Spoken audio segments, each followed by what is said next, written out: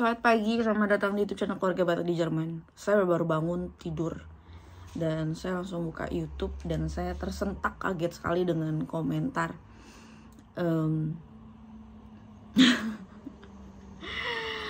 Oke punya, tapi nanti saya pengen cari akun ini. Saya pengen lacak dulu sebenarnya siapa orang di balik akun ini. Karena kalau jadi orang, tolong gentle lah, pakai nama asli, foto asli, supaya kita tahu siapa orang di balik akun ini. Dan karena saya penasaran, saya nanti pengen cari. Oke, dia komentar seperti ini di video yang dimana saya sharing. Padahal saya sharing niatnya di situ. Kenapa saya resign? Ya. Oke, dia komentar seperti ini. Kerjalah kau Lona, mana ada kerja yang enak. Ya, saya tahu semua pekerjaan tidak ada yang enak. Bahkan terkadang ketika saya menulis blog, atau ketika saya bikin konten di YouTube ataupun di TikTok, ataupun ketika saya mengajar, kadang langkah kaki saya itu berat. Ya, jadi saya tahu tidak ada kerjaan yang enak. Saya juga dulu di Indonesia dari umur 17 tahun, dari saya lulus SMA, saya juga langsung bekerja. Ya, saya pernah ngerasain 3 bulan kerja tidak digaji sama sekali. Saya pernah ngerasain tidak makan sama sekali selama 3 hari. Saya pernah ngerasain. Jadi saya tahu namanya pekerjaan itu pasti berat ya. Pikirkan hari tuamu, dana pensiunmu. Oke, buat kamu yang tidak tahu, oke punya ya. Kalau di Jerman itu, saya nggak tahu ya kamu ini posisinya tinggal di Jerman atau di Indonesia ya. Tapi yang jelas kalau di Jerman itu saya punya laporan pajak dan saya punya dana pensiun. Jadi kalau di Jerman itu ketika kita punya penghasilan tertentu kita wajib yang namanya lapor pajak, dan kita wajib yang namanya punya asuransi sendiri ya, asuransi dana pensiun, asuransi kesehatan ya, buat kamu yang belum tahu. Oke, YouTube, sosmed dan lain-lain itu hobi. Buat aku tidak hanya sekedar hobi ya. Buat aku tidak hanya sekedar hobi, karena di TikTok itu kita bisa jualan loh. Buat teman-teman yang nggak tahu, TikTok itu kita bisa jualan. Dan dari blog itu aku udah, puji Tuhan aku udah bisa menolong banyak orang. Dari mulai belajar bahasa Jerman, ada yang dokumen pernikahan, ada yang tentang program bayi tabung. Puji Tuhan sudah menolong banyak orang. Dan jarang ada orang yang bisa memanfaatkan mendapatkan uang dari hobi ya. Oke, kau cuma curhat-curhat di sosmed. Saya mau nanya, kamu sudah memfollow YouTube kami atau sosial media kami ini udah berapa lama? Aku kan udah tahu namaku nih ya, Lona. Otomatis kau sudah tahu lah sebelum-sebelumnya apa saja yang aku upload ya. Oke. Kerjalah kau. YouTube, TikTok, blog, dan ketika saya ngajar itu namanya apa kalau bukan bekerja ya. Karena menurut saya ketika dari empat lobang ini saya bisa mendapatkan uang, menurut saya itu juga sudah kerja ya.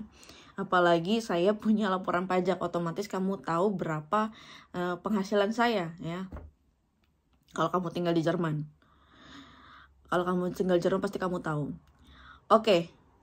Emang dimanapun yang namanya kerja yang gak ada yang enak. Sabar, kalau masih orang baru, lama-lama kan jadi senior. Buat saya namanya pekerja itu, namanya pekerja ya still pekerja gitu loh. Oke, udah deh gak usah so jadi profesor mengajari orang di YouTube, curhat-curhat di YouTube. Saya tidak berusaha menjadi profesor, saya berusaha menjadi diri saya sendiri. Dan saya hanya menceritakan atau membicarakan apapun yang saya pikirkan, apapun yang sudah saya pelajari, dan apa yang saya alami, itu aja. Ya, saya bukan sok menjadi profesor karena saya sadar diri bahwa pendidikan saya cuma SMA. Bahkan kemarin di TikTok itu sempat ada yang komentar, kok bisa sih bahasa Jerman, kan pendidikannya cuma SMA. Hello. Ya, pendidikan SMA bukan berarti ininya tolol gitu ya. Aduh. Walaupun pendidikan SMA itu kalian bisa belajar bahasa asing, belajar bahasa Jepang, belajar bahasa Jerman, bahasa Rusia. Ya, tergantung kalian mau belajar atau enggak, itu aja. Karena buat saya yang namanya belajar itu tidak ditentukan oleh umur, ya. Kapanpun kalau kalian mau belajar tuh bisa. Jadi YouTuber juga gak bakal lama, kalaupun sukses orang bakal bosan. Oke. Banyak kok YouTuber yang subscribernya jutaan nyungsep gak ada lagi viewersnya, pastilah orang bosan. Untungnya dari awal ketika saya membuat YouTube itu, tujuan saya itu bukan uang, ya. Kalau kamu nonton di video itu pasti kamu dengar di mana saya bilang tujuan awal buat YouTube itu bukan karena uang, tapi justru dicemplungin sama suami saya. Suami saya sendiri nyemplungin saya ke dunia YouTube, ya. Gitu. Dan ketika YouTube dimonetisasi, itu pun saya juga shock. Ternyata di YouTube itu bisa mendapatkan uang, gitu. Kalau masalah orang bosen ya itu terserah sih, karena hak orang juga gitu mau nonton atau enggak gitu kan, mau nengok atau enggak. Saya justru ya, saya nggak tahu saya pernah cerita ini atau enggak, saya justru takut untuk yang namanya terkenal. Takutnya kenapa?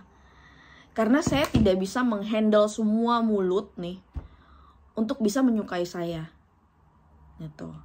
Saya takutnya justru akan ada banyak hujatan-hujatan seperti yang saya pernah bilang juga 2019, bahkan saya hampir nyaris bunuh diri, bukan hanya karena orang-orang di dunia maya, tapi juga karena ada dunia nyata yang kayak hantu gitu.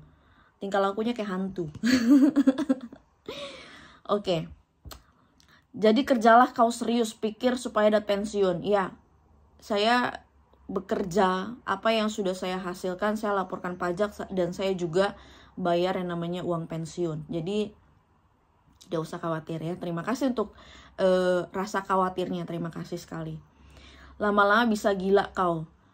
Masalah gila, puji Tuhan saya nggak gila karena saya bekerja dari rumah.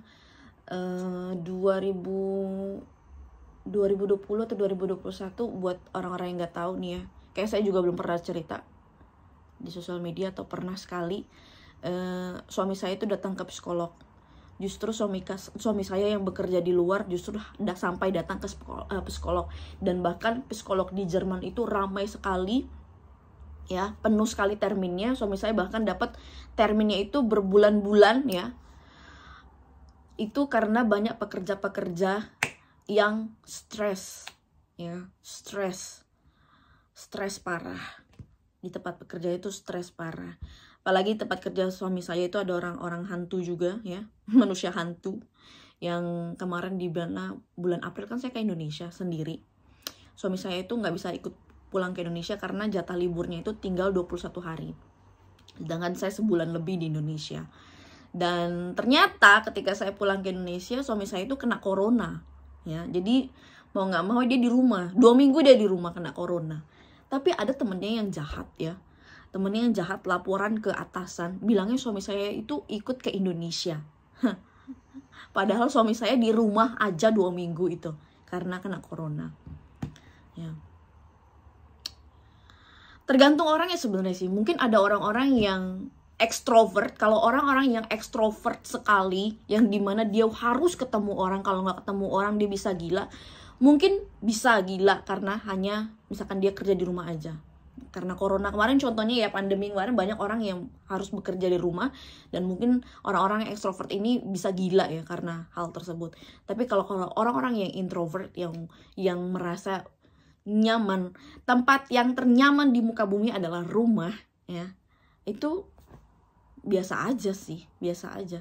Justru yang membuat gila itu adalah manusia-manusia di luar sana, ya, manusia-manusia di luar, ya, mau yang nyata dan tidak nyata, mau di dunia maya ataupun di dunia realnya kita kayak gimana. Justru kayaknya itu sih, karena tidak bisa saya pungkirin bahwa kehidupan saya ini ternyata membuat banyak orang iri, ya. Saya tahu dari mana? Dari komentar yang negatif. Kalau hidup kalian bahagia ya, kalau hidup kalian sudah bahagia, itu kalian gak mungkin yang namanya musik kehidupan orang lain. Oke? Dengan kata-kata yang kasar. Karena justru komentar-komentar lain itu, puji Tuhan nih ya, komentar-komentarnya itu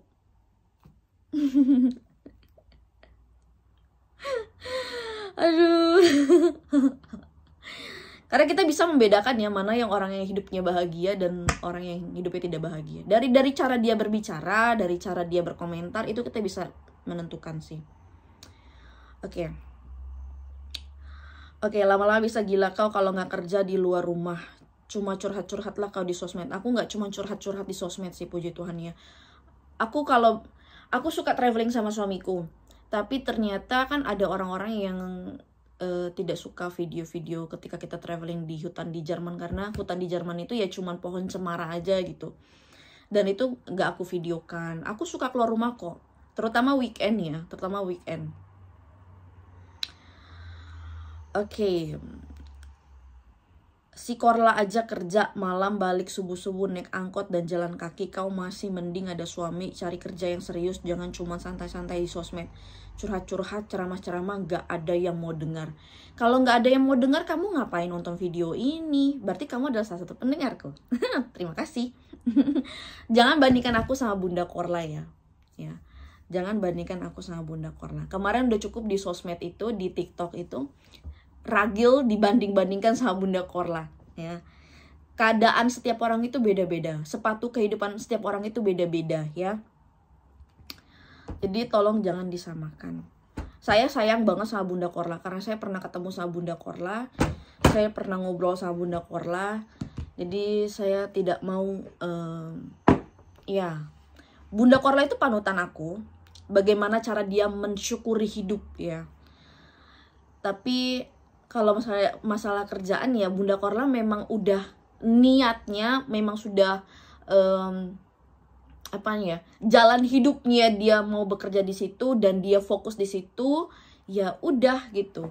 Setiap orang punya kehidupan masing-masing gitu. Jadi jangan kita harus sama dengan dia 100%, nggak bisa. Oke, kau masih mending ada suami, cari kerja yang serius. Masih mending ada suami itu kayak gimana gitu loh. Buat orang-orang nggak tahu juga ya. Mungkin kalian ada yang di luar sana ada prinsip uang suami adalah uang istri dan uang istri adalah uang istri. Kalau saya beda. Saya itu jarang sekali dompet saya itu ada uangnya. Jadi kalau saya dapat penghasilan dari AdSense, dari YouTube, dari blog, ataupun dari TikTok. Kalau TikTok larinya ke ATM Indonesia. Tapi kalau yang di Jerman ya, dari blog sama dari YouTube, ataupun kemarin kayak kerja bagi-bagi koran, itu saya kasih semuanya ke suami saya. Saya nggak mau megang uang. Mungkin kamu bilangnya saya bodoh ya. Tapi itulah prinsip hidup saya. Kita bisa bedain mana laki-laki yang baik dan laki-laki yang brengsek. Kalau laki-laki yang brengsek ya udah kita pegang uang sebanyak-banyaknya. Tapi ketika kita tahu suami kita baik, suami kita amanah orangnya, ya why not gitu loh. Jadi ya ketika saya dapat penghasilan dari YouTube ataupun dari blog ya saya kasih semuanya sama suami saya. Lalu penghasilan dari TikTok, dari live streaming, dari saya jualan di TikTok, itu larinya ke ATM saya yang di Indonesia. Gitu. Sama kemarin saya ngajar bahasa Jerman, itu saya juga larinya itu ke ATM yang di Indonesia, supaya ATM saya yang di Indonesia itu tidak mati, jadi supaya tetap ada transaksi. Dan ya sebenarnya saya punya planning 2023, nanti saya ceritakan ya. Saya baca dulu komentarnya sampai habis. Udah bagus kemarin ada kerjaanmu, bertahanlah daripada curhat-curhat sendiri. Terima kasih atas komentarnya. Oke, balik lagi ke rencana 2023. Sebenarnya pantang untuk cerita tentang rencana karena pasti akan ada iblis-iblis yang berusaha untuk menghancurkan rencana. Tapi it's okay lah ya. 2023. Kalau kamu nonton di video tersebut, rencana saya bekerja pun itu hanya sebenarnya 1 tahun. Kenapa? Saya ini justru yang ngemis sama suami saya untuk bisa kerja di luar rumah. Ya, saya yang meminta izin sama suami istilah kata untuk bisa bekerja di luar rumah. Kenapa? Karena kalau suami saya inginnya saya fokus di rumah dulu untuk persiapan program bayi tabung, karena awal 2023 kami ingin langsung memulai program bayi tabung. Karena tahun depan itu umur saya kan sudah 31 ya. Nah, sedihnya saya itu adalah, aduh saya pengen nangis nih kalau udah ngomongin program bayi tabung ya.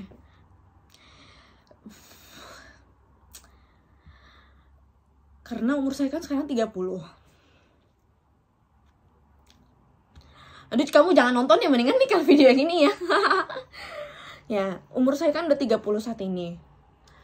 Kemarin itu di program pertama, program kedua, dokter itu bilangnya saya bisa kembar, melahirkan bayi kembar atau hamil kembar itu diperbolehkan hanya maksimal umur saya 30 gitu. Nah, ya aduh. Saya udah kalau udah ngomong program bayi tabung sedih langsung. Iya, saya diperbolehkan hamil kembar itu sampai dengan umur 30, karena kalau di atas 30 itu beresiko.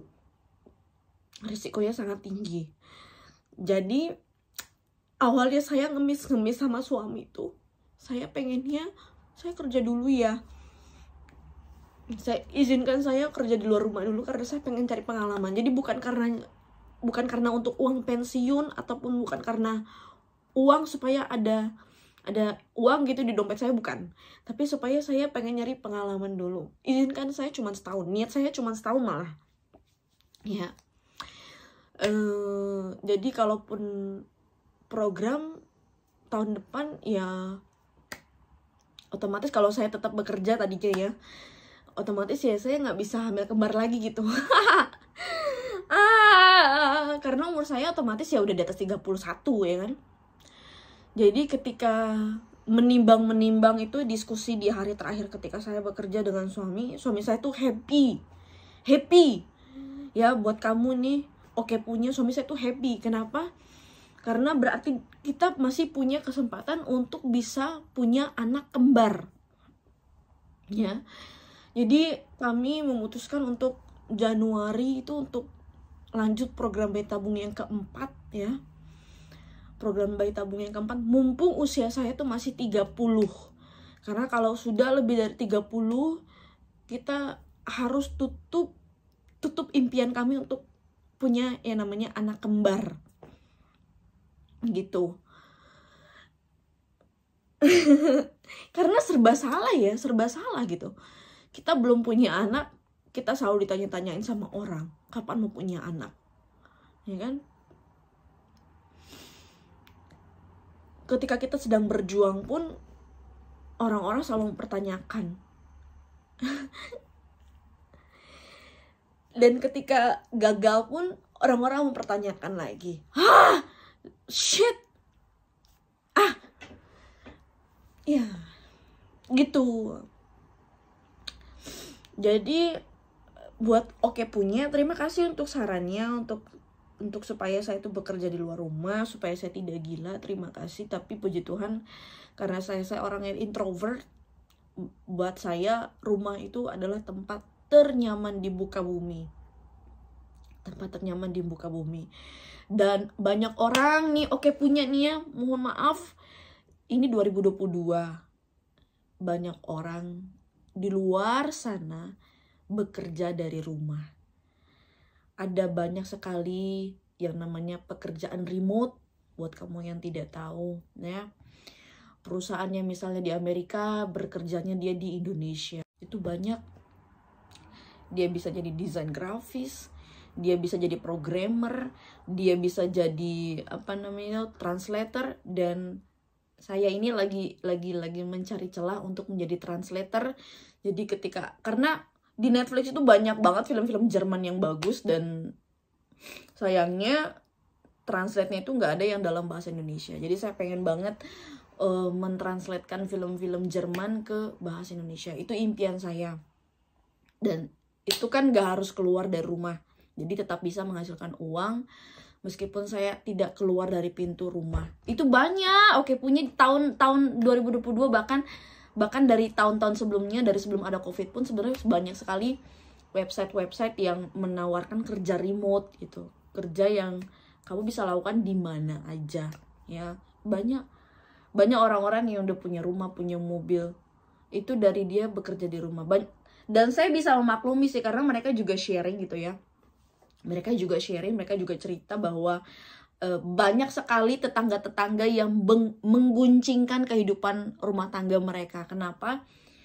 Suaminya tuh nggak keluar rumah, tapi kok bisa ya dia tuh punya rumah, dia punya mobil, dia punya ini, dia beli itu.